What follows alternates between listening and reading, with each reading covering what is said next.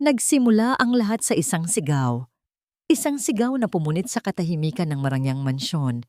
Isang sigaw na puno ng purong takot. Pedro Lucas, anak. Napabitaw si Conceição sa hawak niyang tasa ng tsa. Nabasag ito sa mamahaling sahig na gawa sa marmol.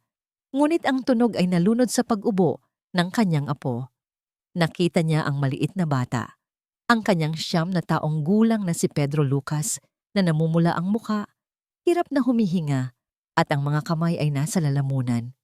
Anong nangyayari? Sigaw ni Otavio na napatayo mula sa kanyang upuan sa hapagkainan. Ang cellphone ay nahulog mula sa kanyang kamay. Pero si Veronica, ang kanyang manugang, ang unang kumilos. Tulad ng isang agila, lumipad siya patungo sa kanyang anak. Huwag! Huwag mong kainin iyan. Nakaturo ang daliri ni Veronica sa isang maliit na piraso ng walnut caramel cake sa plato ni Pedro Lucas. Isang piraso ng cake na si Conceição mismo ang nag-abot sa kanyang apo. Ilang sandali lang ang nakalipas. May allergy siya. Humagulgol si Veronica habang sinusubukang buksan ang bibig ng bata. Naramdaman ni Conceição na nanlamig ang buong katawan niya. Siya ang nagbigay. Siya ang may kasalanan. Ang init ng takot ay gumapang sa kanyang dibdib, mas mainit pa sa natapong tsaa. Ang tanging nagawa niya ay tumayo roon, paralisado, habang ang perpektong umaga na pinapangarap niya ay naging isang bangungot. Ang biyahe papuntang ospital ay malabo sa kanyang isipan. Ang tanging naririnig niya ay ang sirena ng ambulansya at ang mga hikbi ni Veronica na mahigpit na yakap-yakap si Pedro Lucas. Si Otavio ay nasa tabi nito, sinusubukang pakalmahin ang asawa habang si Conceição ay nakaupo sa kabilang dulo. Nag-iisa, pakiramdam niya ay isa siyang kriminal. Sa emergency room, tila bumagal ang oras. Bawat tik-tak ng orasan sa dingding ay parang isang martilyo na pumupukpok sa kanyang konsensya. Okay na po siya, sabi ng doktor paglabas nito. Naagapan natin. Isang malubhang reaksyon sa allergy. Mabuti na lang at nadala niyo siya agad dito. Nakahinga ng maluwag si Conceição, ngunit ang ginhawa ay panandalian lamang. Ganito po ba kalala ang allergy niya dati, Ma'am Sir? Tanong ng doktor kay Veronica at Otavio. Umiling si Veronica. Mayroon siyang mga mild allergies, pero hindi ganito. Ito ang unang pagkakataon. Tumango ang doktor. Ito ay isang matinding anaphylactic shock. Kadalasan, ang ganitong uri ng allergy sa mga nuts ay namamana. Mayroon po ba sa pamilya ninyo ang may ganitong kondisyon? Biglang nagsalita si Conceição. Ang kanyang boses ay mahina at nanginginig. Ang anak ko. Si Otavio. Ganyan-ganyan din siya noong bata pa siya. Isang beses, halos hindi na siya makahinga dahil sa mani. Lahat ng mga mata ay napunta sa kanya. Nakita niya ang pagtataka sa mukha ng doktor, ang pagkagulat sa mukha ni Otavio, at isang bagay na kakaiba sa mukha ni Veronica. Isang bagay na malamig at matalim. Imposible! Mabilis na sagot ni Veronica. Ang kanyang boses ay may diin. Walang ganyang lahi sa pamilya ko, Doc. Tumingin si Otavio sa kanyang asawa, pagkatapos ay sa kanyang ina. Pero totoo ang sinasabi ni Mama, Veronica. Naaalala ko pa. Baka nagkakamali ka lang ng alaala, mahal. Putol ni Veronica. Ang kanyang nangiti ay hindi umabot sa kanyang mga mata. O baka naman, ibang klase ng allergy ang sayo. Natahimik ang lahat. Naramdaman ni Conceição ang tensyon sa hangin. Bakit itinatanggi ni Veronica ang isang bagay na napakalinaw? Isa lamang itong allergy, isang bagay na namana ng apo sa kanyang ama. Ngunit ang paraan ng pagtanggi ni Veronica, tila may mas malalim na dahilan. Tila may itinatago siya sa kanilang pag-uwi, walang nagsasalita. Si Pedro Lucas ay natutulog na sa kandungan ni Veronica. Si Otavio ay nagmamaneho, ang kanyang mga mata ay nakatuon sa daan. Ngunit alam ni Conceição na malayo ang iniisip ng kanyang anak. Pinagmasdan ni Conceição ang kanyang manugang mula sa backseat. Ang magandang mukha, ang perpektong buhok, ang mamahaling damit. Sa paningin ng lahat, si Veronica ay ang perpektong asawa para sa isang CEO na tulad ni Otavio. Ngunit ngayon, sa unang pagkakataon, nakita ni Conceição ang mga bitak sa perpektong imahe na yon. Naalala niya ang lahat ng sakripisyo niya para kay Otavio. Ang pagtatrabaho niya sa 3 magkakaibang bahay bilang labandera, ang mga gabing halos hindi siya natutulog para lang makapagtapos ng pag-aaral ang kanyang nag-iisang anak. Ibinenta niya ang maliit na lupang pamana sa kanya ng kanyang mga magulang para lang may maipuhunan si Otavio sa kanyang unang negosyo. Ginawa niya ang lahat. At nagtagumpay si Otavio. Naging milyonaryo siya, bilyonaryo. Ibinigay niya sa ina ang lahat ng karangyaan, isang malaking bahay, mga katulong, pera. Ngunit sa proseso, tila nawala ang anak na kanyang pinalaki. Ang Otavio na nakikita niya ngayon ay isang estranghero na mas abala sa kanyang kumpanya kaysa sa kanyang sariling ina. At si Veronica, naramdaman ni Conceição na unti-unti siyang itinutulak palayo ng babae sa isang paraan na napakatalino at banayad. Kaya't si Otavio ay hindi ito napapansin. Ang hapunan ng gabing iyon ay mas tahimik kaysa karaniwan. Si Otavio ay nakatutok muli sa kanyang cellphone, nagbabasa ng mga email mula sa trabaho. Si Veronica ay kumikilos na parang walang nangyari. Ngunit ramdam ni Conceição ang kanyang mga matang pasulyap-sulyap sa kanya, puno ng pagbabantay. Hindi makatulog si Conceição. Ang mga salita ni Veronica sa ospital ay umuulit-ulit sa kanyang isipan. Walang ganyang lahi sa pamilya ko. Bumangon siya mula sa kanyang kama at naglakad palabas ng silid. Ang malawak na pasilyo ng mansyon ay madilim at malamig. Napadaan siya sa tapat ng opisina ni Veronica. May kaunting liwanag na nagmumula sa ilalim ng pinto at may boses. Dahan-dahanan siyang lumapit. Ang kanyang puso ay kumakabog ng malakas. Itinapat niya ang kanyang tainga sa pinto. Sapat lang para marinig. Oo, okay na siya ngayon, sabi ni Veronica sa malambing na boses. Isang boses na hindi niya kailanman ginamit kapag kausap si Otavio. Muntik na. Ang matandang iyon. Nagsisimula na siyang magduda. Nagkaroon ng sandaling katahimikan. Huwag kang mag-alala. Pagpapatuloy ni Veronica, ang kanyang boses ngayon ay mas mababa at puno ng panganib. Hindi niya malalaman. Hinding-hindi niya dapat malaman ang totoo tungkol kay Pedro Lucas. Naramdaman ni Conceição na nanigas ang kanyang mga paa sa sahig. Kailangan nating mag-ingat, dagdag pa ni Veronica. Malapit na. Kaunting panahon na lang. Ang plano natin ay dapat magpatuloy. Napahawak si Conceição sa kanyang dibdib. Ang bawat salita ay parang isang patalim na tumutusok sa kanyang puso. Plano, anong plano? At ano ang katotohanan tungkol sa kanyang apo? Ang lahat ng kanyang mga hinala, lahat ng kanyang mga takot, ay biglang nagkatotoo sa isang iglap. Ang babaeng nasa loob ng silid na yon, ang ina ng kanyang apo, ang asawa ng kanyang anak, ay may itinatagong isang napakalaking sikreto. At alam ni Conceição, sa kaibuturan ng kanyang puso, na ang sikretong yun ay may kakayahang wasakin silang lahat. Ibinaba ni Veronica ang telepono, ngunit ang kanyang kamay ay nanatiling nakakuyom dito. Ang mga daliri ay namumuti sa higpit ng pagkakahawak. Napasandal siya sa mamahaling silya ng kanyang opisina, ngunit hindi niya naramdaman ang lambot ng katad. Ang tanging nararamdaman niya ay ang malamig na pawis na nagsisimulang mamuo sa kanyang noo. Narinig niya ako. Hindi niya nakita ang matanda sa pasilyo, ngunit alam niya, nararamdaman niya ito. Ang paraan ng pagtingin sa kanya ni Conceição sa hapunan kanina. Hindi na yun ang dating tingin ng isang biyena na nasasaktan. Iyon ay tingin ng isang taong may natuklasan. Isang tingin na puno ng pagdududa at paghatol. Ang lahat ng kanyang pinaghirapan, ang lahat ng kanyang itinayo, mula sa abo ng kanyang kahapon, ay biglang nasa bingit ng pagguho. Ang buhay na ito, ang mansyon, ang pera, ang katayuan sa lipunan, ang pagiging Mrs. Otavio Nogueira ay nakasalalay sa isang sikreto. Isang sikreto na ngayon ay nasa panganib. Nanginginig niyang kinuha muli ang kanyang cellphone at mabilis na pinindot ang numero ni Dr. Ramirez.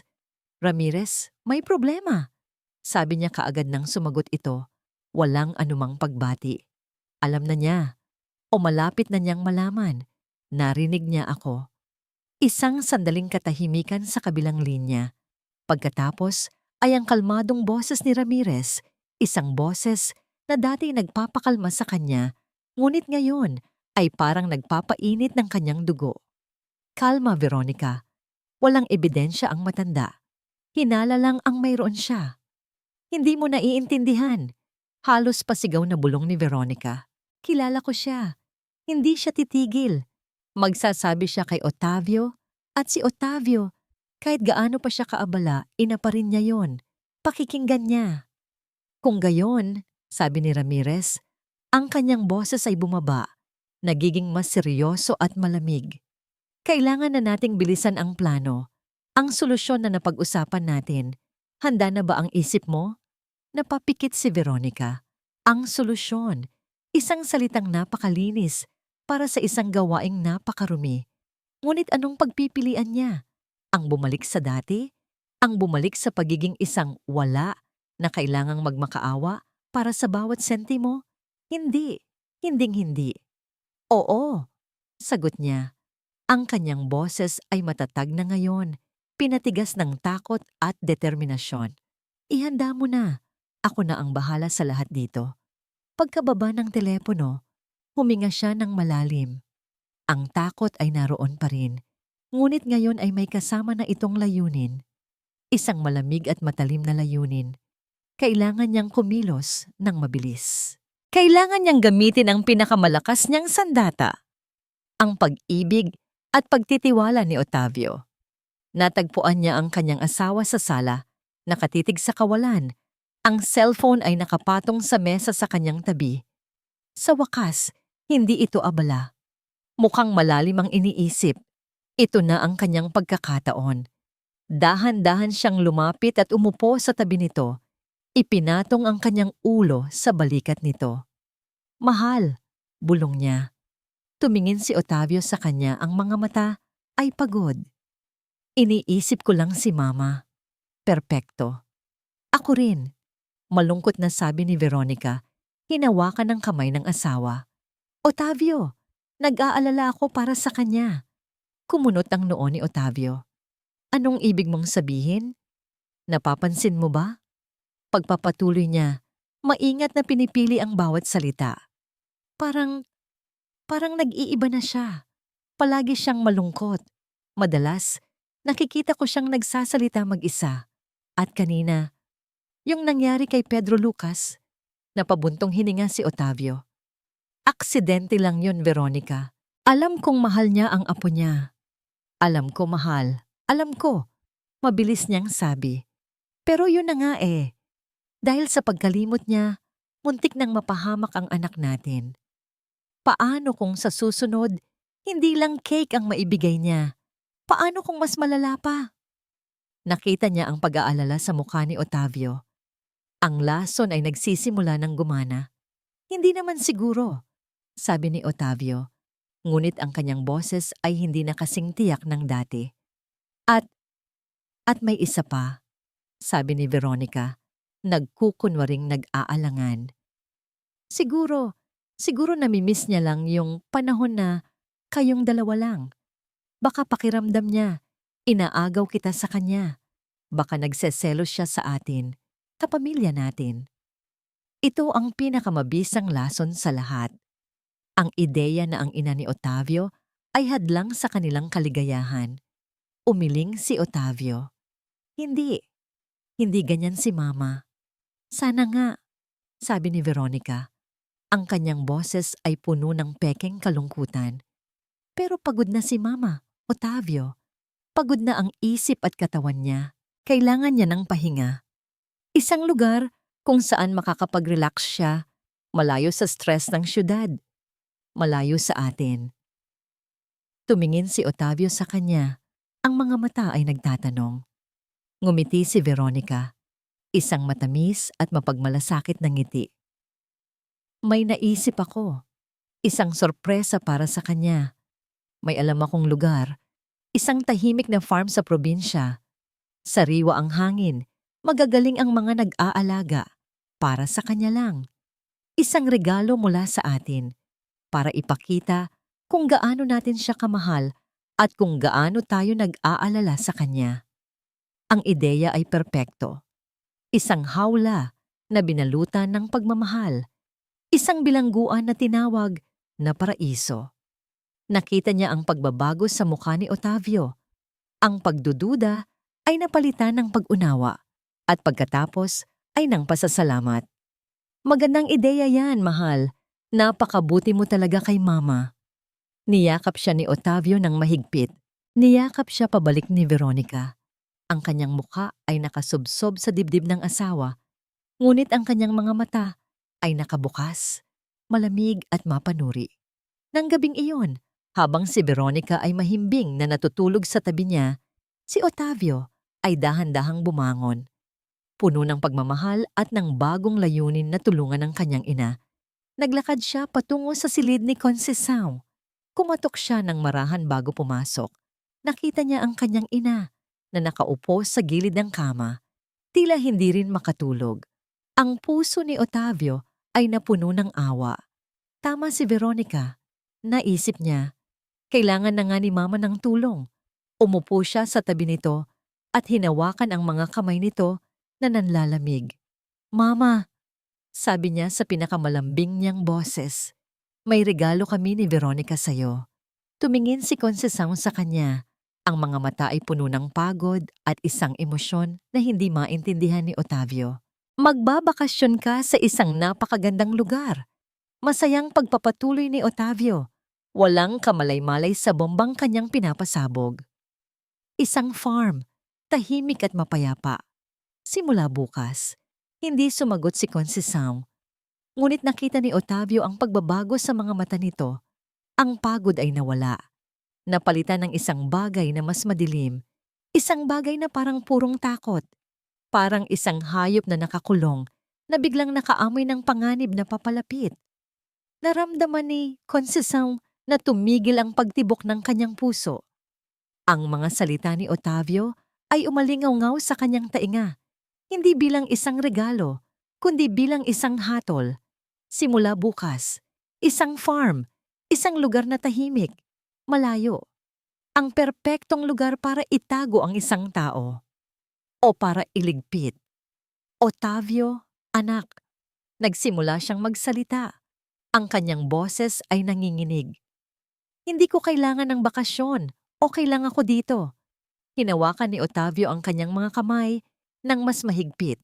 Ang pagmamahal sa mga mata ng kanyang anak ay totoo.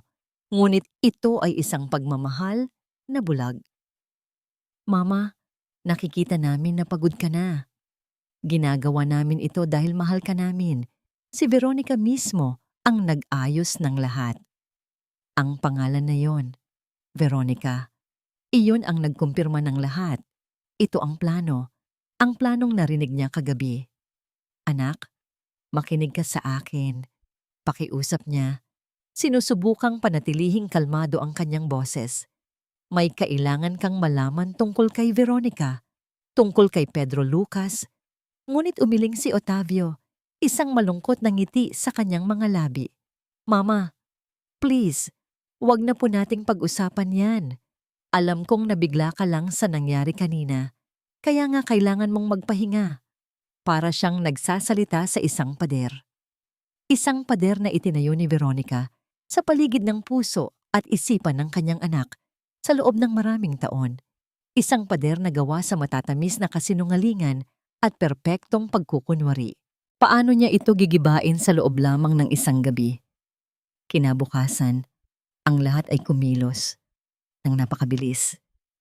Parang isang panaginip, isang masamang panaginip kung saan wala siyang kontrol. Inihanda ng mga katulong ang kanyang mga damit.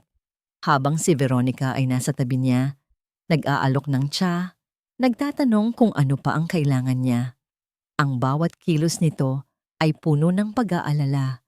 Ngunit ang mga mata nito, kapag walang nakatingin, ay nanlilisik sa tagumpay. Sinubukan niyang lumaban. "Ayokong umalis," sabi niya ng paulit-ulit. Ngunit ang sagot ni Otavio ay palaging pareho. "Para sa'yo rin ito, ma." Ang tanging pag-asa niya ay si Neide. Si Neide, ang matagal na nilang kasambahay. Siya lang ang nakakakita sa tunay na kulay ni Veronica. Siya lang ang pinagkakatiwalaan niya. Habang si Veronica ay abala sa pagbibigay ng mga utos, nagkaroon ng pagkakataon si Conceição. Mabilis niyang kinuha ang isang kapirasong papel at isang ballpen. "Neide, tulong. Panganib." Isinulat niya. Ang kanyang kamay ay nanginginig. Nakita niya si Neide na nagpupunas ng isang florera sa dulo ng pasilyo. Dahan-dahan siyang naglakad papalapit. Ang papel ay nakatago sa kanyang palad. "Neide?" Bulong niya. Lumingon si Neide, ang mga mata ay puno ng pag-aalala. "Ma'am Conceição, sigurado po ba kayo rito?" "Hindi." Mabilis na sagot niya. "Kunin mo ito. Basahin mo kapag wala ng tao." Iabot na sana niya ang papel, ngunit isang anino ang biglang tumakip sa kanila. "Mama? Neide? May problema ba?" Si Veronica. Nakatayo ito roon. May dalang isang baso ng tubig. Ang ngiti ay kasing tamis ng lason. "Heto, mama. Uminom ka muna ng tubig. Baka nauuhaw ka." Sa pag-abot ni Veronica ng baso, sinadya nitong mabunggo ang kamay ni Conceição. Ang maliit na papel ay nahulog sa sahig. Bago pa man makakilos si Neide, mabilis itong pinulot ni Veronica. "Ano to?" tanong nito. Ang pagtataka sa kanyang mukha ay perpekto. Binuksan niya ito at binasa. Ang ngiti sa kanyang mukha ay hindi nawala, ngunit ang kanyang mga mata ay nag-aapoy. Tumingin siya kay Neide, isang tingin na nangangako ng kapahamakan. "Ah, isang paalala para sa mga gamot mo siguro, mama," sabi ni Veronica. Ibinulsa ang papel. "Neide, pwede mo nang ipagpatuloy ang iyong ginagawa. Malapit nang dumating ang sasakyan." Natalo na siya. Alam niya yon. Ang sasakyan na dumating ay hindi ang kotse ng pamilya. Isa itong itim na van na may tinted na bintana. Ang nagmamaneho ay isang lalaking hindi niya kilala. Malaki ang katawan at walang emosyon ang mukha. Niyakap siya ni Otavio nang mahigpit bago siya sumakay. "Mag-ingat ka, ma. Tatawag ako palagi." Naramdaman niya ang mga luha na namumuo sa kanyang mga mata. Niyakap niya ang kanyang anak, marahil sa huling pagkakataon. "Mahal kita, anak," bulong niya. Umaasa na maramdaman ni Otavio ang babala sa kanyang mga salita. "Huwag kang magtitiwala, basta-basta." Sumakay siya sa van. Si Veronica ang sumunod, umupo sa tabi niya. "Ako na ang maghahatid kay mama, mahal," sabi nito kay Otavio, para masigurado kung magiging komportable siya. Nang umandar na ang van, ang mansyon, ang kanyang tahanan, ang kanyang mundo, ay unti-unting lumiliit sa bintana. Ang matamis na ngiti sa mukha ni Veronica ay unti-unting nawala, napalitan ng isang malamig at mapanuyang ngisi. "Alam mo, dapat nakinig ka na lang sa usapan ng iba," sabi ni Veronica. Ang kanyang boses ay parang isang ahas na gumagapang.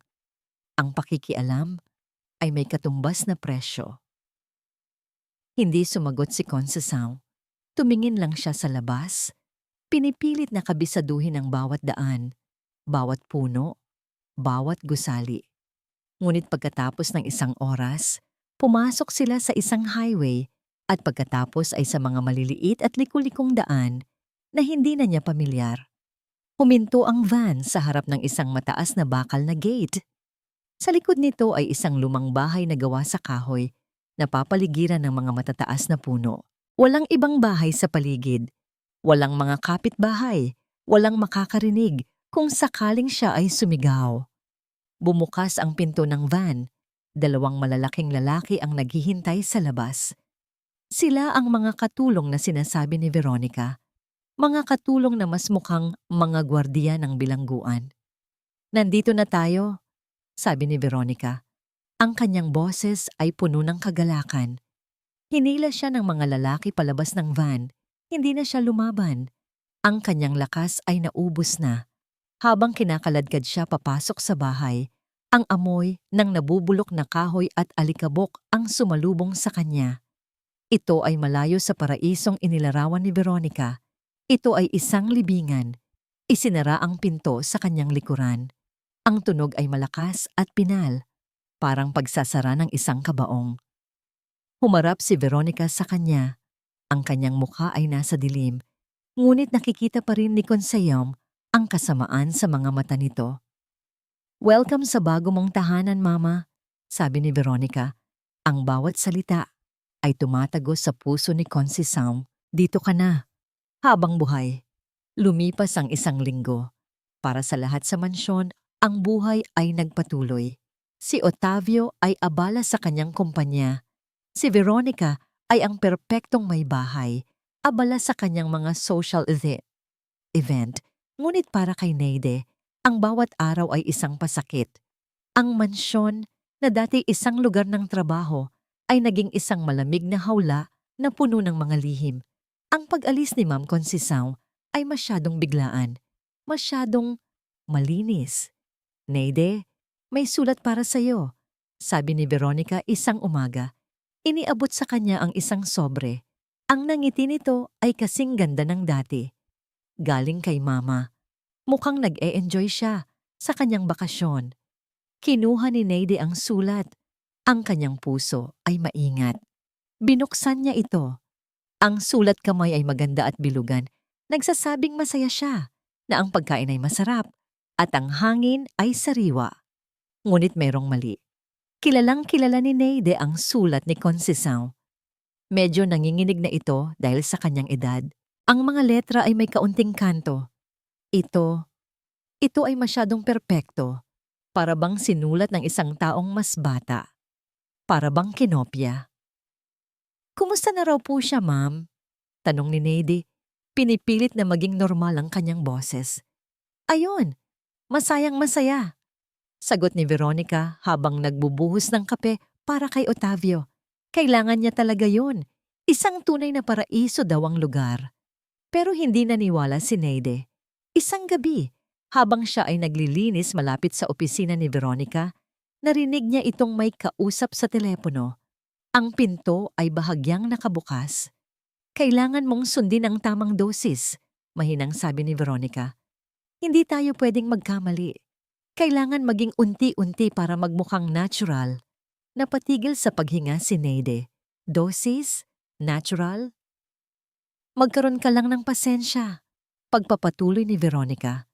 2 linggo pa, siguro. Pagkatapos noon, wala nang bakas. Walang sino man ang makakaalam. Naramdaman ni Neide na nanlamig ang kanyang dugo.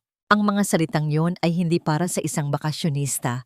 Ang mga salitang yon ay para sa isang biktima. Kinabukasan, alam niya ang kailangan niyang gawin. Ito ay mapanganib. Ngunit wala na siyang pakialam. Habang si Veronica ay nasa gym, kasama ang personal trainer nito, at si Otavio ay nasa opisina, pumasok si Neide sa master bedroom. Ang dahilan niya, maglilinis. Ang totoong layunin, maghanap ng ebidensya. Ang kanyang puso ay dumadagundong sa kanyang dibdib sa bawat hakbang. Sinimulan niya sa aparador, sa mga bag, sa mga kahon ng alahas. Wala. Pagkatapos, sa banyo, sa likod ng mga mamahaling pabango at lotion, sa loob ng isang maliit na leather pouch, nakita niya ito. Isang maliit na bote na gawa sa maitim na salamin. Walang anumang pangalan. Walang anumang nakasulat. Naglalaman ito ng isang likidong walang kulay. Nanginginig ang kanyang mga kamay. Alam niyang hindi niya ito maaaring kunin. Mapapansin iyon. Kaya't mabilis niyang kinuha ang kanyang luma at mumurahing cellphone at kinuhanan ito ng litrato. Ibinalik niya ang bote ng eksakto sa dati nitong pwesto at lumabas ng silid, nagmamadali na parang hinahabol ng demonyo. Sa gabing iyon, sinubukan niyang kausapin si Otavio. Naabutan niya itong mag-isa sa library. "Sir Otavio?" Mahinang sabi niya. Tumingin ito mula sa kanyang laptop.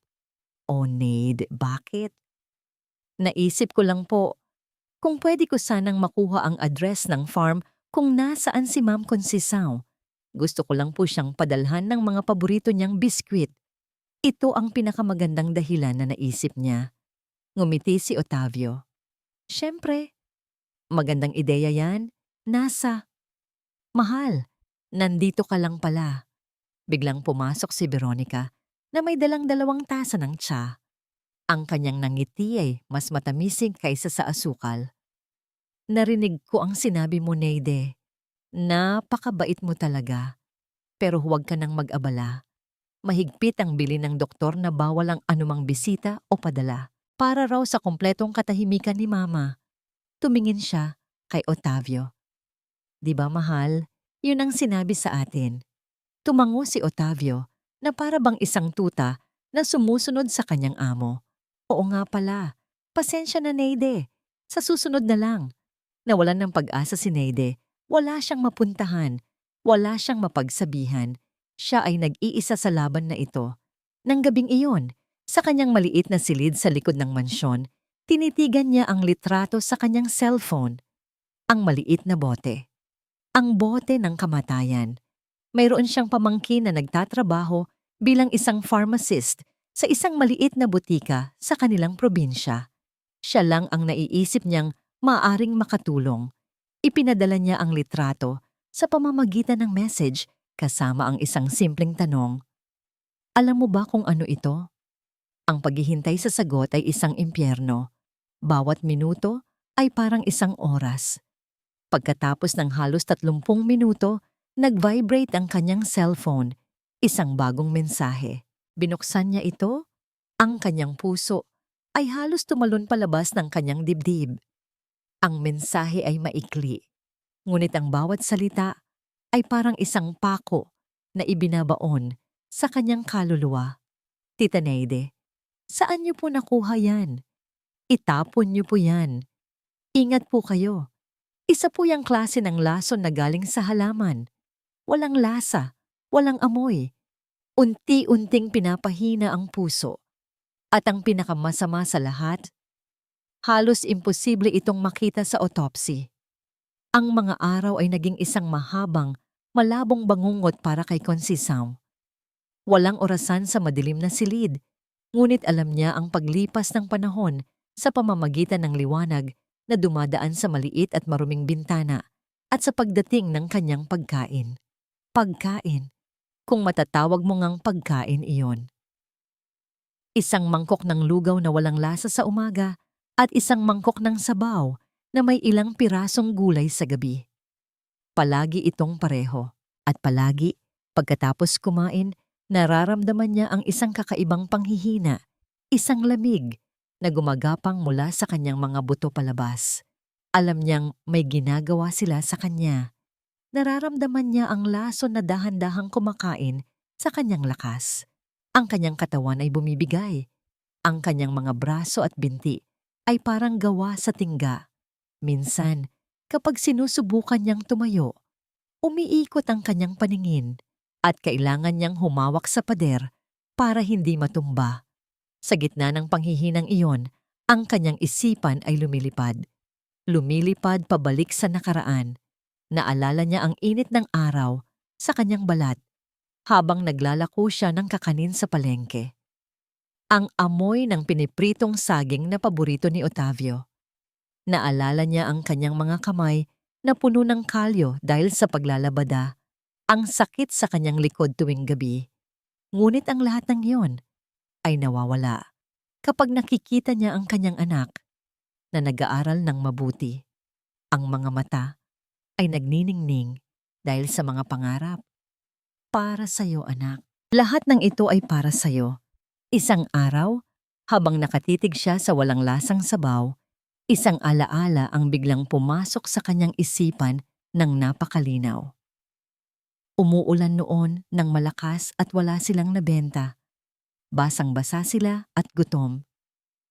Ang tanging natira ay isang piraso ng tinapay. Ibinigay niya ito kay Otavio. "Ikaw na ang kumain, ma," sabi ng batang si Otavio. "Busog na ako, anak," pagsisinungaling niya, habang ang kanyang tiyan ay kumakalam sa gutom. "Kumain ka na. Kailangan mo ng lakas para sa eskwela bukas." Dahil sa alaalang iyon, isang bagay ang nagbago sa loob ni Conceição. Isang apoy na akala niya'y matagal nang namatay ang muling nag-alab.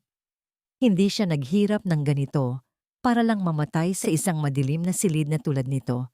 Hindi siya nagsakripisyo para lang sa wala.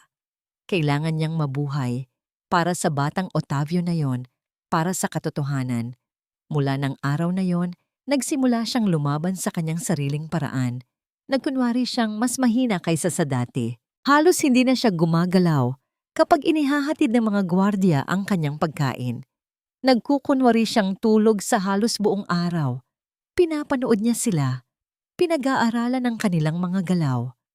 Napansin niya na pagkatapos ng hapunan, ang dalawang lalaki ay umiinom sa labas. Nag-iiwan sa kanya ng mag-isa sa loob ng ilang oras. Iyon ang kanyang pagkakataon. Isang gabi, nang marinig niya ang kanilang malalakas na tawanan mula sa labas, pinilit niyang gumapang sa sahig. Ang bawat galaw ay isang pagsubok, ngunit ang imahe ng kanyang anak ang nagbibigay sa kanya ng lakas. Mayroon siyang napansin sa ilalim ng kanyang kama, ilang araw na ang nakalipas, isang kislap. Inabot niya ito. Ang kanyang mga daliri ay nanginginig. Isang piraso ng basag na bote. Matulis ang dulo. Itinago niya ito sa ilalim ng kanyang damit. Sa mga sumunod na gabi, ginawa niya ang kanyang plano. Sa tuwing nag-iisa siya, kinukuha niya ang matulis na baso at nagsimulang mag-ukit sa kahoy na paanan ng kanyang kama sa bahaging hindi agad makikita. Mahirap. Ang kanyang mga kamay ay mahina. Ang kahoy ay matigas, ngunit hindi siya sumuko. Bawat ukit ay isang panalangin. Bawat letra ay isang sigaw ng pag-asa. Inukit niya ang dalawang letra, C at N, para sa Conceição Nogueira. At sa ilalim nito, isa pang pares, O at N, para sa Otavio Nogueira, ang kanyang pangalan at ang pangalan ng kanyang anak. Isang marka na hindi kayang burahin ni numan, isang patunay na naroon siya. Isang gabi, habang tinatapos niya ang huling kurba ng letrang N, isang anino ang biglang tumakip sa kanya.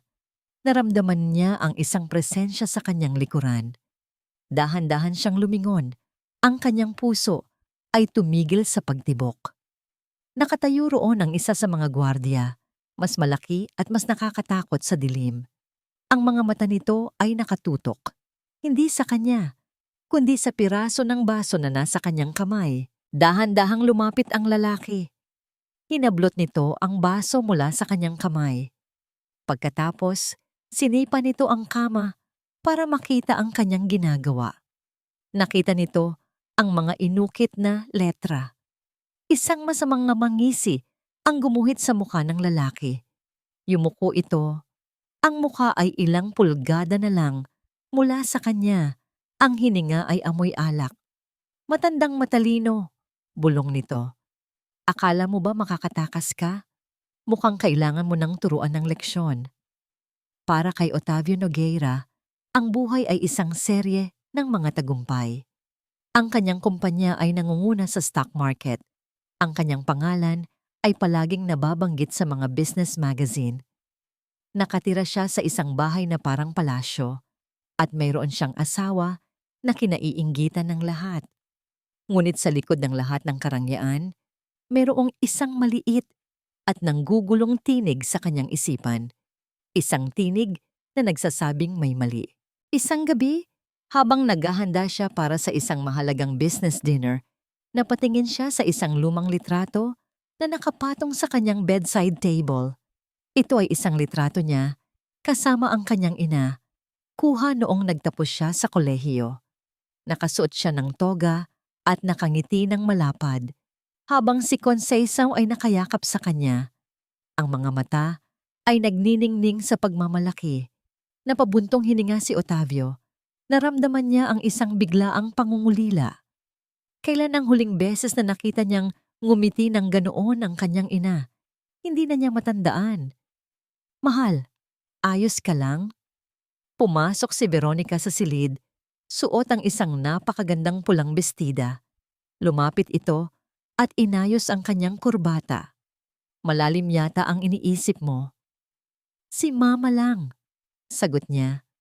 Miss ko na siya. Hindi ba pwedeng bisitahin natin siya bukas?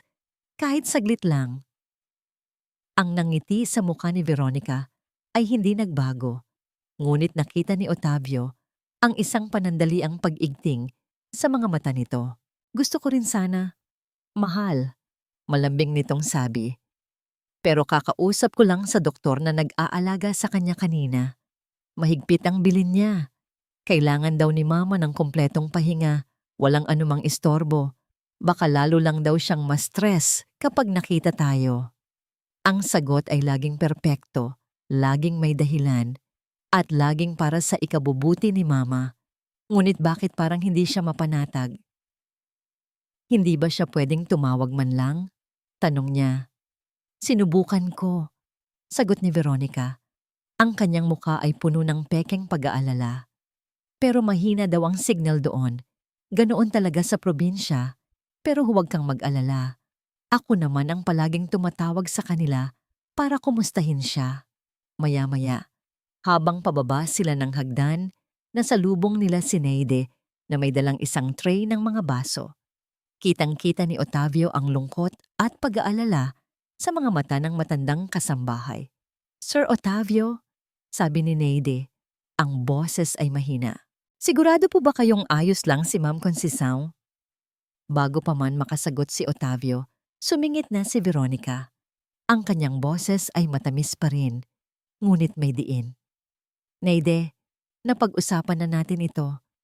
Ayos lang si Mama. Huwag ka nang mag-isip ng kung ano-ano. Pagkatapos ay bumaling ito kay Otavio. Hayaan mo na siya, mahal. Alam mo naman, matanda na. Masyadong sentimental. Siguro naiinggit lang siya dahil hindi siya kasama sa bakasyon ni Mama. Ang mga salita ni Veronica ay parang isang patak ng lason na dahan-dahang pumapasok sa kanyang isipan, binabago ang kanyang pananaw kay Neide mula sa isang tapat na lingkod tungo sa isang taong mapanghimasok. Kinabukasan, para mapanatag ang kanyang kalooban, nag-alok si Veronica ng isang solusyon. Alam ko na, masaya nitong sabi habang nag-aalmusal sila. Tatawagan ko ang farm at ipapakiusap na mag-video call tayo kay Mama. Kahit saglit lang, pumayag si Otavio. Pagkatapos ng ilang minuto, tumunog ang cellphone ni Veronica. Ipinakita niya ang screen kay Otavio. Nandoon nga ang kanyang ina. Nakaupo sa isang silyang yari sa yantok, sa loob ng isang simpleng silid. Ang kanyang buhok ay hindi maayos at siya ay mukhang pagod at mas payat. Ngunit buhay siya. Nandoon siya. Mama, sabi ni Otavio. Ang kanyang boses ay puno ng pananabik. Tumingin si Conceição sa screen, ngunit ang kanyang mga mata ay walang kislap. Parang hindi siya nakikilala. Isang babaeng nakaunipormeng puti, isang nurse, siguro, ang nasa likod niya. Kumusta na po kayo, Mama? Tanong ni Veronica. Ang kanyang boses ay sobrang saya. Dahan-dahang tumango si Conceição. Iyon lang. Isang mabagal na tango. O sige na, Mama. Kailangan mo nang magpahinga. Mabilis na sabi ni Veronica. Tatawag na lang kami ulit. Bye, Mama. We love you. At bigla, pinatay na ni Veronica ang tawag. Bakit mo pinatay agad? Tanong ni Otavio. Medyo nagtataka. Nakita mo naman, di ba? Sabi ni Veronica, hinawakan ang kanyang braso. Pagod na pagod siya. Ayokong lalo siyang mapagod. Pero at least, nakita natin siya. Ayos lang siya, di ba? Kailangan lang talaga niya ng pahinga. Tumango si Otavio. Oo, nakita niya ang kanyang ina. Ngunit imbes na mapanatag, mas lalo siyang hindi mapakali. Ang imahe ng kanyang ina, ang walang buhay nitong mga mata, ang mabagal nitong pagtango, ay nakatatak sa kanyang isipan. Sa gabing iyon, habang si Otavio ay nasa kanyang opisina, pumasok si Veronica. Ang kanyang mga mata ay namumugto na para bang kaluluha lang siya umiyak. Mahahal, sabi nito. Ang boses ay basag. Agad na napatayo si Otavio. Veronica, anong nangyari? Si Mama, humikbi ito. Kakatawag lang ng doktor mula sa farm. Ang kanyang puso, bigla na lang daw humina. Critical daw ang lagay niya. Naramdaman ni Otavio na parang gumuho ang mundo sa kanyang paanan. Ang lahat ng kanyang hindi maipaliwanag na takot at pagkabalisa sa mga nakaraang araw ay biglang nagkaroon ng pangalan. At ang pangalan na yon ay Bangungot. Kailangan nating puntahan siya! Sigaw ni Otavio, ang kanyang boses ay puno ng takot. Itinulak niya ang silya palayo at akmang tatakbo palabas ng opisina. Ngayon din, ngunit mabilis siyang hinarang ni Veronica. Hinawakan ng kanyang mga braso, ang mga mata ay puno ng luha. Otavio, kumalma ka. Sinabi ng doktor na huwag na muna tayong pumunta. Masyadong malayo, baka hindi natin maabutan. At baka lalo lang siyang ma-stress kapag nakita tayong nagpapanik. Wala akong pakialam, sigaw ni Otavio. Sinusubukang kumawala sa hawak nito. Ina ko yun, Veronica. Sa gitna ng kanilang pagtatalo, muling tumunog ang cellphone ni Veronica. Ang pangalan sa screen, Dr. Ramirez. Natahimik silang pareho. Dahan-dahang sinagot ni Veronica ang tawag. Ang kanyang kamay ay nanginginig. Inilagay niya ito sa speaker mode. Hello, Mrs. Nogueira. Sabi ng isang kalmadong boses sa kabilang linya. Doc, kumusta na siya? Halos pabulong na tanong ni Veronica. Isang buntong hininga ang narinig nila. Isang mahaba at mabigat na buntong hininga na parang tumagos sa puso ni Otavio. I'm sorry, Veronica, sabi ng doktor. Ang kanyang boses ay puno ng awa. We did everything we could. Her heart, it just gave up. It was a massive cardiac arrest. It was peaceful. She didn't suffer. Binitawan ni Veronica ang pagkakawak kay Otavio. Ang cellphone ay nahulog mula sa kanyang kamay. Tumama sa sahig na may malakas na kalabog. Ngunit hindi iyon narinig ni Otavio. Ang tanging naririnig niya ay ang mga salita. Her heart, it just gave up. Hindi maaari. Tumingin siya kay Veronica. Naghahanap ng kahit anong senyales na ito ay isang masamang biro. Ngunit ang nakita niya ay isang mukha na basang-basa ng luha, isang mukha ng purong dalamhati. Wala na siya. Mahal. Humagulgol si Veronica. Wala na si Mama. Naramdaman ni Otavio na nanghina ang kanyang mga tuhod. Ang lakas sa kanyang katawan ay biglang nawala, na parang hinigop ng isang itim na butas. Ang sahig ay tila gumalaw at ang mga dingding ay nagsimulang umikot. Isang sigaw ang gustong kumawala mula sa kanyang lalamunan, ngunit walang tunog na lumabas. Gumuho siya. Bumagsak sa sahig na parang isang manika na pinutulan ng tali. Ang kanyang isipan ay blangko. Ang kanyang puso ay basag na basag. Ang mga sumunod na oras ay isang malaking, masakit na blur. Dumating si Dr. Ramirez sa mansyon, dala ang isang death certificate. Sanhi ng pagkamatay, acute myocardial infarction, atake sa puso. Natural.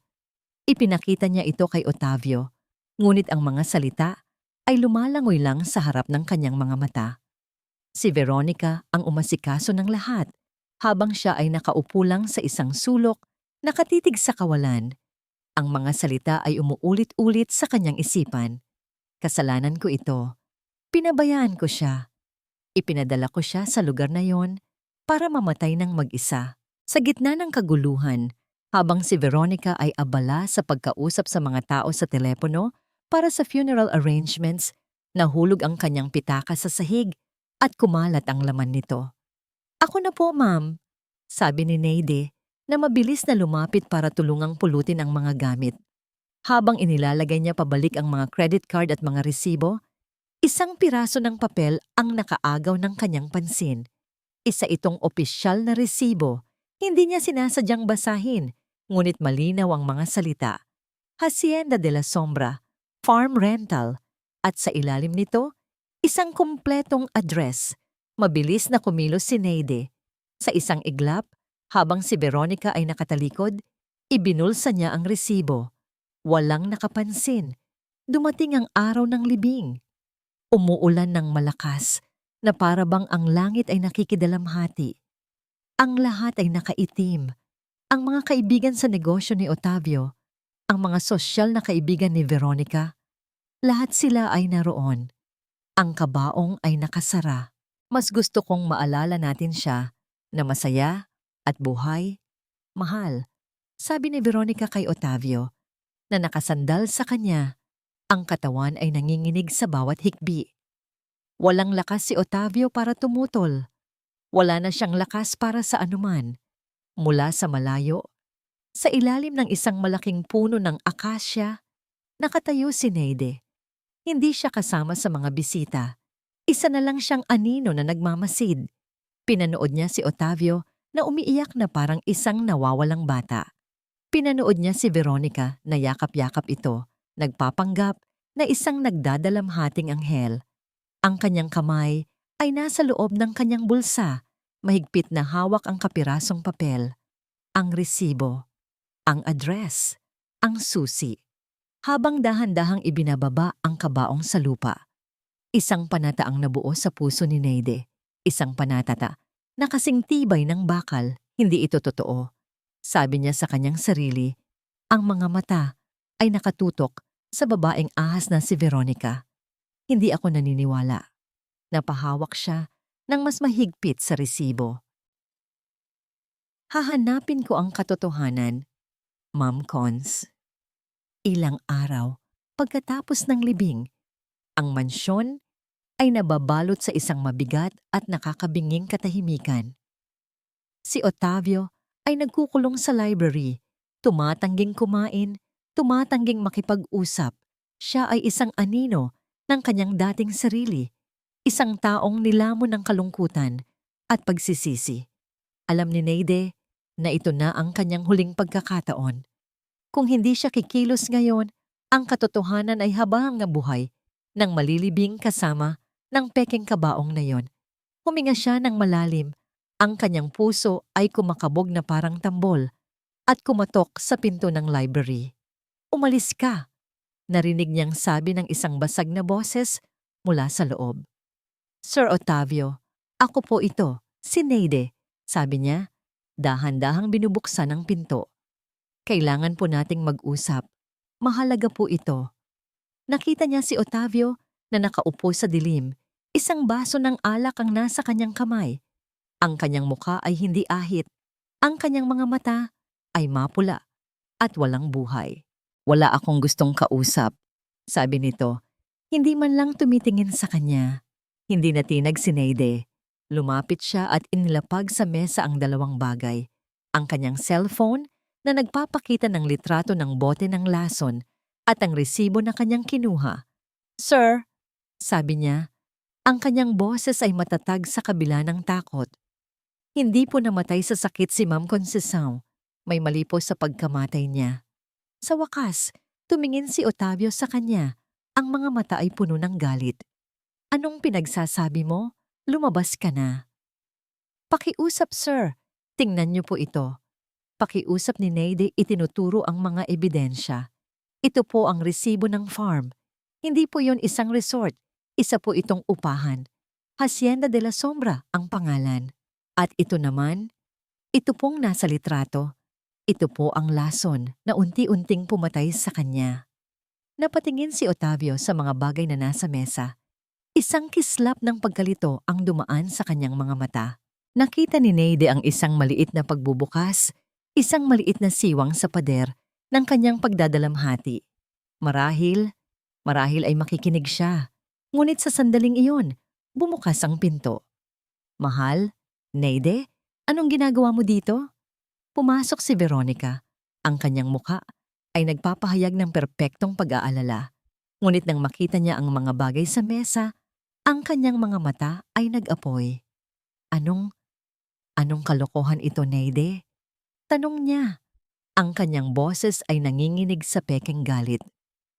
Sinasabi ko lang po ang totoo, ma'am. Sagot ni Neide.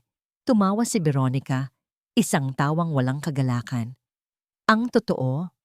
Sa gitna ng pagdadalamhati namin ng asawa ko, sisirain mo ang alaala ng kanyang ina sa pamamagitan ng mga walang basehang akusasyon? How dare you? Bumaling siya kay Otavio. Ang mga luha ay nagsimulang mamuo sa kanyang mga mata. Mahal, tingnan mo. Sinusubukan niyang sirain tayo. Alam niyang mahina ka ngayon, kaya sinasamantala niya. Siguro may galit siya sa akin. Siguro nababaliw na siya. Si Otavio, na ang isipan ay gulong-gulo dahil sa kalungkutan at alak, ay tumingin mula kay Neide patungo sa kanyang umiiyak na asawa. Ang katotohanan ni Neide ay komplikado at masakit. Ang kasinungalingan ni Veronica ay simple at umaapela sa kanyang emosyon, at sa sandaling iyon ng kahinaan, pinili niya ang kasinungalingan. Tama na! Umalingaw-ngaw ang sigaw ni Otavio sa buong silid. Tumayo siya, ang kanyang mga kamay ay nanginginig sa galit. Hindi ko alam kung ano ang laro mo, Neide, pero tapos na ito. Sa isang galaw, hinawi niya ang lahat ng nasa mesa. Ang cellphone ni Neide ay tumilapon sa sahig at nabasag. Ang resibo ay lumipad sa kabilang dulo ng silid. Wala kang kwentang tsismosa. Sigaw niya. Ang muka ay isang pulgada na lang mula kay Neide. Ang ina ko ay namatay dahil sa sakit. At ikaw ay isang ahas na sinusubukang lasunin ng aming pamilya sa iyong mga kasinungalingan.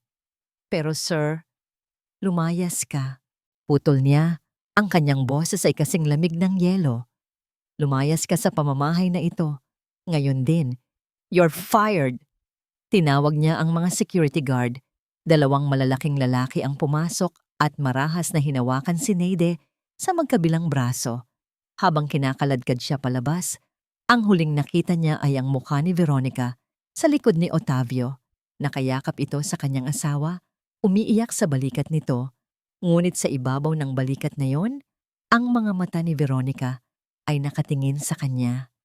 At sa mga matang yon, nakita ni Neide ang purong tagumpay. Isinara ang malaking pinto ng mansyon sa kanyang likuran. Ang tunog ay pinal, parang isang hatol ng kamatayan. Nakatayo si Neide sa labas, sa ilalim ng kulimlim na langit. Walang trabaho, walang pera, at walang sino mang naniniwala sa kanya. Ang ebidensya niya ay nawasak. Ang kanyang huling pag-asa na iligtas si Otavio ay naglaho. Lahat ay nawala. Naglakad siya palayo. Ang bawat hakbang ay mabigat. Umuwi siya sa kanyang maliit at inuupahang silid sa isang masikip na eskinita ng syudad. Umupo siya sa gilid ng kanyang kama, napapaligiran ng katahimikan. Ang bigat ng kanyang kabiguan ay dumadagan sa kanyang mga balikat. Talo na siya. Ngunit habang tinititigan niya ang kanyang mga kamay na walang laman, may naalala siya. Bago hinawi ni Otavio ang mesa, sa isang iglap ng isipan, nagawa niyang dakmain ang isang bagay. Ang resibo. Automatiko itong itinupi at isiniksik ng kanyang mga daliri sa kanyang palad. Nanginginig niyang kinuha ito mula sa kanyang bulsa. Gusot-gusot na ito, ngunit naroon pa rin. Ang pangalan. Ang address. Hacienda de la Sombra. Tinitigan niya ito. Ito na lang ang natitira sa kanya. Isang pirasong papel laban sa kapangyarihan at kayamanan ng mga Nogueira. Isang napakaliit na pag-asa, isang mapanganib na pag-asa. Wala nang ibang paraan, sabi niya sa kanyang sarili. Ang kanyang puso ay pinatigas ng desperasyon at ng isang huling kislap ng katapatan. Pupuntahan ko yon. Bawat hakbang ni Neide ay mabigat, ngunit ang kanyang puso ay puno ng matinding determinasyon. Bitbit ang kanyang lumang bag at ang gusot-gusot na resibo, naglakbay siya patungo sa Hacienda de la Sombra. Isang buong araw ang inabot ng kanyang biyahe mula sa abalang syudad patungo sa mga liblib na probinsya, sakay ng iba't ibang bus at jeepney. Nang makarating siya sa pinakamalapit na bayan, papalubog na ang araw.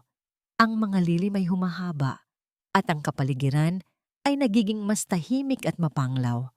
Tinanong niya ang ilang residente tungkol sa Hacienda de la Sombra, ngunit ang tanging nakukuha niya ay mga pag-iling at mga tingin na puno ng takot.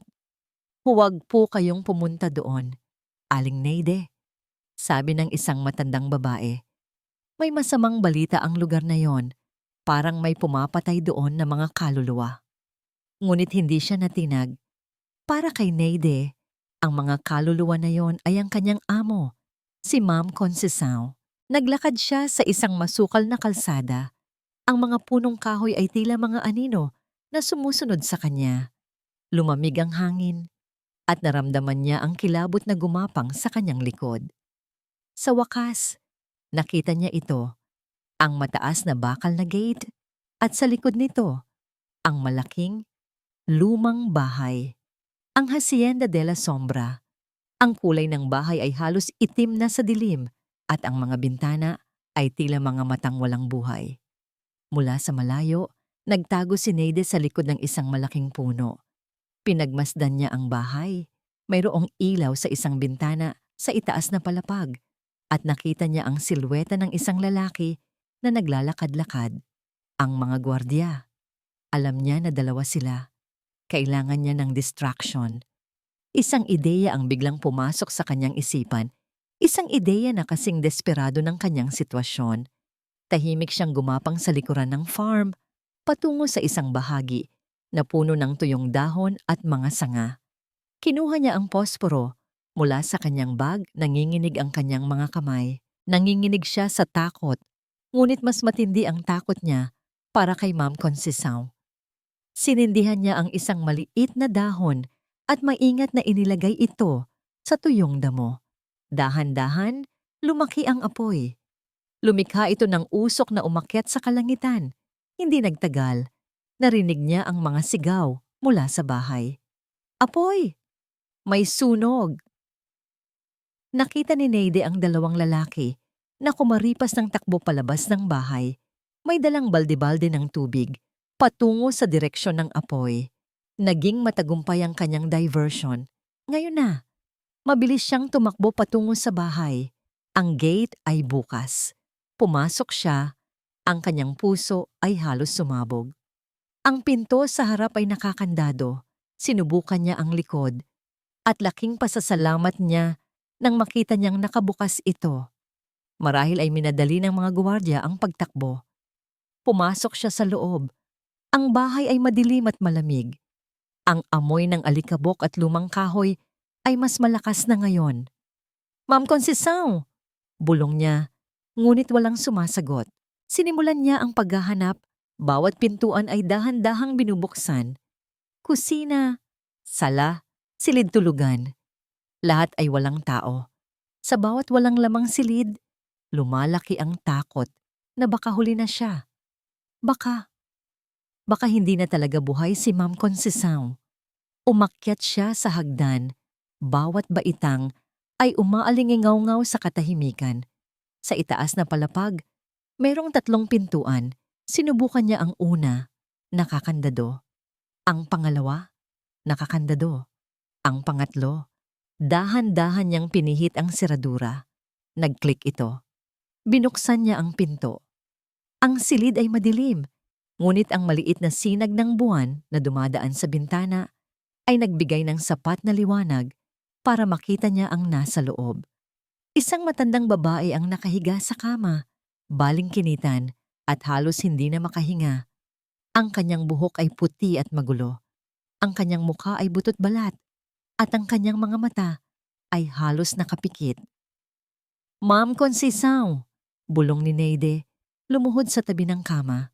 Dahan-dahang idinilat ni Consisaw ang kanyang mga mata. Sa una, malabo ang tingin nito. Ngunit pagkatapos, dahan-dahan, parang bumabalik ang buhay sa mga mata nito. Nakita ni Neide ang isang kislap ng pagkilala. Neide, ikaw ba yan? Mahinang tanong ni Consisaw. Ang kanyang boses ay halos hindi na marinig. Paano? Paano ka napunta dito? Huwag na po kayong magsalita, ma'am. Sabi ni Neide, hinawakan ang malamig na kamay nito. Kailangan po nating umalis dito. Ngayon na. Biglang narinig nila ang mga yapak sa ibaba. Ang mga gwardiya, bumalik na sila. Naririnig mo ba yon? Sabi ng isa. May nagbukas ng pinto. Kailangan nilang kumilos ng mabilis. Ngunit paano niya madadala si Ma'am Consisaw na halos hindi na makabangon? Anak ko, Otavio. Mahinang sabi ni Consisaw, ang kanyang mga mata ay puno ng pakiusap. Naramdaman ni Neide ang init ng luha sa kanyang mga mata. Huwag po kayong mag-alala, ma'am. Sasabihin ko kay Sir Otavio ang lahat, pero kailangan po muna nating makalabas dito. Pinilit ni Neide na buhatin si Consisaw. Mahina man si Consisaw, pero mabigat pa rin ito. Bawat galaw ay masakit para kay Consisaw at nararamdaman ni Neide ang init ng lagnat sa katawan nito. Narinig na nila ang mga yapak na papalapit sa hagdan. Wala na silang oras. Dahan-dahan, dahan-dahan, iginapang ni Neide ang kanyang sarili at si Consisaw palabas ng silid. Nagpunta sila sa bintana. Kung tatalon sila, baka mamatay si Consisaw. Biglang may nakita si Neide. Isang maliit na bubong ng isang extensions sa likod ng bahay. Kung doon sila dadaan, hindi sila makikita agad at hindi naman ganoon kataas ang talon. Ma'am, kailangan po nating dumaan dito, sabi ni Neide, itinuro ang bubong. Umiling si Consisaw, puno ng takot. Kailangan po nating gawin ito, ma'am, pilit ni Neide. Nang marinig na nila ang pagbukas ng pinto ng silid, wala nang ibang pagpipilian si Neide. Inalalayan niya si Consisaw at dahan-dahan, maingat. Ibinaba niya ang kanyang amo sa bubong. Pagkatapos, siya naman ang sumunod. Nag-ingat sila sa bawat galaw, bawat ingay. Ginapang nila ang bubong. Pagkatapos ay dahan-dahang bumaba sa lupa. Nang makarating sila sa lupa, narinig nila ang sigaw ng mga gwardiya. Wala siya. Nakatakas. Kailangan nilang tumakbo. Ngunit paano? Sa liblib na daan, nakita ni Neide ang isang kislap ng liwanag. Isang dumadaang taxi. Parang himala. Alam niyang ito ang sagot sa kanyang mga panalangin. Iwinagayway niya ang kanyang kamay ng buong lakas. Ang taxi ay huminto. Inalalayan niya si Consisaw papasok sa taxi. Ang kanyang puso ay halos sumabog sa pagod at ginhawa. Sa pinakamalapit na ospital, kuya. Sigaw niya sa driver. Mabilis. Habang umaandar ang taxi at papalayo sila sa madilim at nakakatakot na Hacienda de la Sombra, kinuha ni Neide ang kanyang basag na cellphone. Hindi ito nabasag ng husto. Pinilit niyang i-on ito. Isang huling pag-asa. Naisip niya ang kanyang pamangkin na pharmacist. Mayroon itong extra cellphone. Pinahiram nito sa kanya bago siya umalis. Salamat sa Diyos. Hindi nag-aksaya ng panahon si Neide. Dahan-dahan, nanginginig ang kanyang mga daliri. Idinial niya ang numero ni Otavio. Nagriring ito. Hello? Isang antok na boses ni Otavio ang sumagot. Sir Otavio, sabi ni Neide, ang kanyang boses ay matatag at puno ng awtoridad na hindi niya kailanman inakalang taglay niya. Kung gusto mo pang makita ang nanay mo na buhay, pumunta ka sa St. Luke's Hospital, ngayon na, at wag na wag mong sasabihin sa asawa mo. Ang tawag ni Neide ay parang kidlat na tumama kay Otavio. Nagpapagising sa kanya mula sa isang mahabang bangungot. Kung gusto mo pang makita ang nanay mo na buhay, ang mga salitang yon ay umalingaw-ngaw sa kanyang isipan. nagpapakulo ng dugo sa kanyang mga ugat. Buhay? Paanong buhay? Kung patay na si Mama. Agad siyang napabangon. Tumingin siya sa kanyang tabi. Mahimbing na natutulog si Veronica. Dahan-dahan siyang bumaba sa kama. Nag-ingat na huwag itong magising. Nagmadali siyang magbihis. Ang kanyang mga kamay ay nanginginig sa pagmamadali at pagkalito. Narinig niya ang bawat tibok ng kanyang puso habang nagmamaneho patungong St. Luke's Hospital. Bawat stoplight ay parang isang walang katapusang paghihintay. Ang kanyang isipan ay gulong-gulo. Sino si Neide? Bakit niya sasabihin ang mga bagay na yon? At si Mama? Buhay? Hindi maaari. Nakita niya ang death certificate. Nakausap niya ang doktor. Nang makarating siya sa ospital, halos takbuhin niya ang entrance. Lumapit siya sa information desk. Ang kanyang hininga ay putol-putol. May pasyente po bang Conceição Nogueira na dumating dito? Tanong niya. Ang kanyang boses ay nanginginig. Nag-type ang nurse sa computer. Isang pasyente po na Conceição Nogueira. Dinala kaninang madaling araw. Nasa ICU po siya. Room 305. ICU, buhay. Ang mga salita ay tumama sa kanya na parang suntok. Hindi siya namatay. Niloko siya. Naramdaman niya ang isang malamig at matalim na kirot sa kanyang dibdib. Isang kirot na mas masakit pa sa anumang kalungkutan na naramdaman niya. Tumakbo siya patungo sa ICU. Nang makarating siya sa labas ng room 305, huminto siya. Nakita niya ang kanyang ina sa likod ng salamin. Nakahiga ito sa kama, napapalibutan ng mga makina, mga tubo at kawad. Ang kanyang mukha ay butot balat, halos walang kulay. Ngunit, humihinga siya, buhay siya. Naramdaman ni Otavio na nanghina ang kanyang mga tuhod. Napasandal siya sa dingding, ang kanyang mga mata ay nanlalabo sa luha. Ang imahe ng kanyang ina, buhay ngunit halos patay, ay nagwasak sa kanyang kaluluwa. Sir Otavio. Lumingon siya. Nakatayo si Neide sa kanyang tabi. Ang kanyang mga mata ay puno ng lungkot. Ngunit mayroong isang bagay sa mga mata ni Neide ngayon na naiiba. Isang bagay na pamilyar. Isang bagay na Nogueira. Neide, mahinang sabi niya. Anong nangyari? Sinubukan nilang patayin si Ma'am Conceição, sir. Diretsong sabi ni Neide, ang kanyang boses ay matatag. Pinag-aralan kong mabuti ang lahat, sir, at alam ko na kung sino ang may gawa. Ngunit bago pa man niya sabihin ang pangalan, sumingit si Neide. Ang kanyang mga mata ay nakatingin ng diretso sa kanya. At may kailangan kang malaman, Otavio, mas malaki pa sa lahat ng ito. Lumingon si Neide sa kanya. Ang kanyang mga mata ay puno ng pagmamahal, ngunit meron ding matinding sakit. Ako si Elena, sabi ni Neide. Ang kanyang boses ay mahina. Ako ang kapatid ng tatay mo, ang tiya mo. Nagulat si Otavio.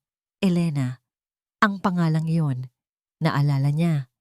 Isang malabo na alaala ng isang babae na laging nakangiti, na laging kasama ng kanyang ama. Ngunit nawala ito nang bata pa siya. Matagal na akong nagtatago, Otavio, sabi ni Elena. Ang kanyang mga mata ay puno ng luha. Nang namatay ang tatay mo, pinaghinalaan ko na si Veronica. Ramdam ko na may mali. Kaya't nagpanggap akong kasambahay para bantayan kayo at para protektahan si Tita Conceição. Ramdam ko ang panganib na nagmumula kay Veronica. Ang bawat salita ay isang bomba na sumasabog sa isipan ni Otavio. Ang lahat ng kanyang mundo ay gumuho. Ang kanyang ina, na inaakala niyang patay, ay buhay. Ang kanyang kasambahay ay ang kanyang tiya. At ang kanyang asawa, ang katotohanan ay tumama sa kanya na parang isang bagyo. Ang lahat ng mga kasinungalingan, ang lahat ng mga pagdududa, ang lahat ng mga palatandaan na kanyang binaliwala ay bumalik at binulabog siya. Ang kanyang ina, na nagbigay sa kanya ng lahat, ay halos pinatay. At siya, Ang kanyang anak ay bulag. Bulag dahil sa pera. Bulag dahil sa isang babaeng ahas. Isang matinding galit ang dumaan sa kanyang sistema. Isang galit na kasing init ng apoy at kasing lamig ng bakal. Veronica, bulong niya, ang kanyang boses ay basag at puno ng pagkapuot. Walang pag-aaksaya ng oras, nilisan niya ang ospital. Nagmamaneho siya pabalik sa mansyon. Ang kanyang isipan ay puno ng isang layunin. Ngayon ay hindi na siya bulag. Ngayon ay gagawin niya ang tama. Nang makarating siya sa mansyon, bukas ang pinto. Narinig niya ang mga boses mula sa sala. Boses ni Veronica. Tumatawa at isang boses ng lalaki. Pumasok siya sa loob. Nakita niya si Veronica na nakaupo sa tabi ni Dr. Ramirez. May dalang baso ng champagne. Ang dalawa ay nagtatawanan. Ipinagdiriwang ang kanilang tagumpay. Salamat sa lahat, mahal ko. Sabi ni Veronica, hinalikan si Ramirez sa pisngi. Ngayon, wala nang hadlang. Tayo na ang magiging tunay na may-ari ng lahat ng ito. Ang mga salitang yon ay tumama kay Otavio na parang isang patalim. Ramirez. Ang doktor na nagbigay ng pekeng death certificate. Anong nangyayari dito? Sabi ni Otavio. Ang kanyang boses ay kalmado, ngunit ang bawat salita ay puno ng panganib. Nagulat ang dalawa. Naglaho ang nangiti sa mukha ni Veronica. Nakita niya ang kanyang asawa na nakatayo roon. Ang mga mata ay nanlilisik sa galit. Otavio, mahal, sabi ni Veronica. Sinubukan nitong ngumiti. Nandito lang si Doc Ramirez para kumustahin ako. Alam mo naman, mahirap ang pinagdaanan ko. Ngunit umiling si Otavio. Tama na ang mga kasinungalingan, Veronica. Itinapon niya ang litrato ng bote ng lason sa mesa. Ang mukha ni Ramirez ay namutla. Niloko mo ako, Veronica, sabi ni Otavio. Ang kanyang boses ay bahagyang nanginginig sa matinding galit. Niloko mo ako sa loob ng maraming taon. Pinaniwala mo ako na patay na ang ina ko. Pero ang totoo, sinubukan mong patayin siya. Napatingin si Veronica kay Ramirez. Ang kanilang pagtatago ay nabunyag. At hindi lang yan, Veronica, sabi ni Otavio. Ang kanyang mga mata ay nanlilisik. Narinig ko ang sinabi mo tungkol kay Pedro Lucas. Hindi siya anak ko, di ba? Siya ang anak ninyo ni Ramirez, di ba? Isang malakas na sampal ang dumapos sa pisngi ni Otavio. Mula kay Veronica. Walang hiya ka. Sigaw ni Veronica. Ang kanyang mukha ay puno ng matinding galit. Paano mo nasasabi yan? Gusto mo lang sirain ang pamilya natin. Ako ang sumisira? Tumawa si Otavio. Isang mapait na tawa. Ikaw, Veronica, ang sumira ng lahat mula pa sa simula. Sa gitna ng kanilang pagtatalo, bumukas ang pinto. Pumasok ang mga pulis, kasama si Elena, Neide, na matatag na nakatayo sa kanilang tabi. Napako sa kinatatayuan si Veronica. Ang lahat ng kanyang lakas ay biglang nawala. Ang kanyang mukha ay namutla. Lumapit si Elena sa kanya. Ang kanyang mga mata ay puno ng paghatol. Veronica, sabi ni Elena. Ang kanyang boses ay malamig at puno ng awtoridad. Ang laro mo ay tapos na. Sa mansyon ng mga Nogueira, ang ingay ng mga sirena ng pulis ay pumunit sa katahimikan ng gabi. Walang nagawa si Veronica at Dr. Ramirez kundi sumunod habang kinakabitan sila ng posas. Ang mukha ni Veronica ay puno ng galit at pagkapuot. Habang si Ramirez naman ay tulala, tila hindi pa rin makapaniwala sa nangyayari. Hindi pa ito tapos, Otavio. Sigaw ni Veronica habang kinakaladkad siya palabas. Pagsisisihan mo ito. Lahat kayo. Ngunit hindi na siya pinansin ni Otavio. Ang lahat ng galit at sakit sa kanyang puso ay unti-unting napalitan ng panlulumo. Ang babaeng minahal niya, ang ina ng kanyang inaakalang anak, ay isang halimaw. Naiwan si Otavio sa sala, kasama si Elena. Naramdaman niya ang matinding pagod, sa kanyang katawan at kaluluwa. Pumunta na tayo sa ospital, anak, sabi ni Elena. Inakay siya palabas. Kailangan ka ni Tita Conceição ngayon. Ang mga sumunod na araw ay isang mahabang proseso ng paghihilom para kay Otavio. Hindi siya umalis sa tabi ng kama ng kanyang ina. Hinawakan niya ang mga kamay nito, hinalikan ang butot balat nitong pisngi, at humingi ng tawad ng paulit-ulit. Patawarin mo ako, Mama, bulong niya. Ang kanyang boses ay basag. Patawarin mo ako sa pagiging bulag ko, sa pagiging walang puso ko. Patawarin mo ako, Mama. Mahal na mahal kita. Walang malay pa rin si Conceição, ngunit nararamdaman ni Otavio ang kaunting paggalaw sa kanyang mga daliri. Isang maliit na tanda ng pagtugon. Ikinuwento niya ang lahat kay Elena. Ang tungkol sa kanyang pagkabata, ang kanyang mga pangarap, ang kanyang pagmamahal sa kanyang ina. At ang sakit ng katotohanan na si Pedro Lucas ay hindi niya tunay na anak. Babalik ako, tiya, sabi niya. Babalik ako para sa anak ko, si Pedro Lucas. Hindi siya dapat magdusa dahil sa mga kasalanan ng kanyang ina. Isang linggo ang lumipas. Isang gabi, habang nakatulog si Otavio sa tabi ng kama ng kanyang ina, naramdaman niya ang isang kamay na humaplos sa kanyang buhok. Dahan-dahan niyang idinilat ang kanyang mga mata. Nakatingin sa kanya si Conceição. Mahina pa rin ito, ngunit ang kanyang mga mata ay buhay na buhay at puno ng pagmamahal. Mama! Bulong niya. Ang kanyang mga mata ay napuno ng luha. Hindi sumagot si Conceição. Ngumiti lang ito, isang mahinang ngiti, at dahan-dahang itinaas ang kanyang kamay. Hinaplos nito ang kanyang pisngi. Isang simpleng kilos, ngunit para kay Otavio, ito ay isang simbolo ng pagpapatawad. Isang pagpapatawad na mas mahalaga pa kaysa sa anumang kayamanan. Mula ng araw na yon, nagsimula ang proseso ng paggaling, hindi lang ni Conceição, kundi pati na rin ni Otavio. Nagbitiw si Otavio bilang CEO ng kanyang kumpanya. Ibinenta niya ang karamihan sa kanyang mga ari-arian, iniwan lamang ang sapat para sa kanilang komportableng pamumuhay. Ang dating mansyon ay ibinenta at lumipat sila sa isang mas maliit, ngunit mas mainit at mas mapayapang bahay sa probinsya.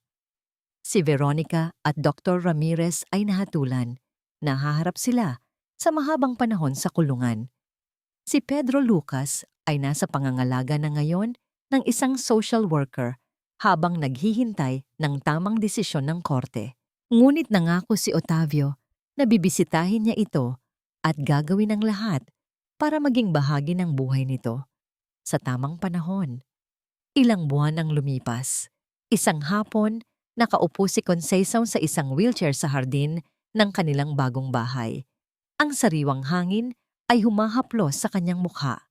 Siya ay mas malakas na ngayon, nakakapagsalita na. Masarap ang hangin dito, Otavio, sabi niya, nakangiti. Itinutulak ni Otavio ang kanyang wheelchair. Ang kanyang mukha ay puno ng kapayapaan. Wala na ang stress at pagod sa kanyang mga mata. Ngayon, siya ay isang simpleng anak na nagmamalasakit sa kanyang ina. Nasa tabi nila si Elena, na ngayon ay tinatawag na nilang Tia Elena. Nakikipagkwentuhan siya sa kanila. Ang kanyang mga mata ay puno ng kagalakan. Ang dating Otavio na bulag sa karangyaan ay nawala na. Ang pinalitan nito ay isang Otavio na natutong pahalagahan ang tunay na kayamanan, ang pagmamahal ng pamilya, ang halaga ng katapatan, at ang kapangyarihan ng pagpapatawad. Tumingin si Conceição sa kanyang anak. Ngayon ay isang tunay na lalaki na. Ang kanyang puso ay puno ng pagmamalaki. Hinawakan niya ang kamay ni Otavio. Salamat, anak, sabi niya. Ang kanyang boses ay puno ng pagmamahal. Ngayon ay tunay na mayaman na ako. Ang araw ay unti-unting lumulubog, ang liwanag ay ginintuan, at sa hardin na yon, sa gitna ng katahimikan, isang bagong umaga ang sumikat para sa pamilya Nogueira.